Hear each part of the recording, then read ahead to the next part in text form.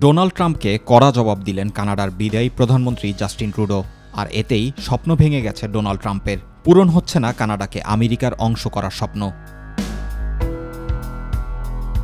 কানাডাকে যুক্তরাষ্ট্রের ৫১তম রাজ্য বানানোর লক্ষ্য অর্জনে অর্থনৈতিক বল প্রয়োগ করতে পারেন বলে যে ইঙ্গিত দিয়েছেন ট্রাম্প, তা স্পষ্টভাবে প্রত্যাখ্যান করে দিয়েছেন ট্রুডো। কানাডাকে যুক্তরাষ্ট্রের অংশ করার কোনো সুযোগ নেই বলে জানিয়েছেন তিনি।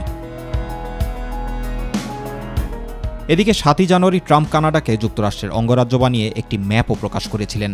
কোটি কোটি মানুষের ভালোবাসায় ফ্রিজ, টিভি এবং এসিতে দেশের ১ নম্বর ব্র্যান্ড ওয়ালটন। তবে কানাডা ও যুক্তরাষ্ট্রের মধ্যকার নিরাপত্তা ও বাণিজ্য সম্পর্কের বিষয়টি তুলে ধরে ট্রুডো বলেছেন, দুদেশ একে অপরের সবচেয়ে বড় বাণিজ্য ও নিরাপত্তা অংশীদার হওয়ার সুবাদে উভয় দেশের বিভিন্ন জনগোষ্ঠীর মানুষ এবং কর্মীরা উপকৃত হচ্ছে।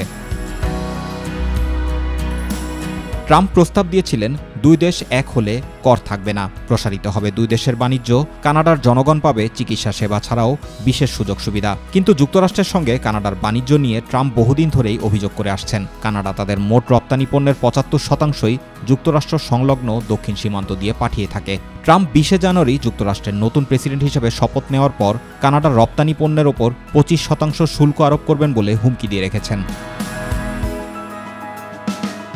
উল্লেখ্য, গত ৬ জানুয়ারি আইন প্রণেতাদের চাপের মুখে কানাডার প্রধানমন্ত্রী ট্রুডো পদত্যাগের সিদ্ধান্ত জানানোর পর ট্রাম্প তার নিজের সামাজিক যোগাযোগ মাধ্যম ট্রুথ সোশ্যালে একটি পোস্টে নতুন করে কানাডাকে যুক্তরাষ্ট্রের রাজ্য করার প্রস্তাব দেন। ট্রাম্প লেখেন, কানাডার অনেক মানুষই তাদের দেশের যুক্তরাষ্ট্রের রাজ্য হওয়াকে স্বাগত জানাবে।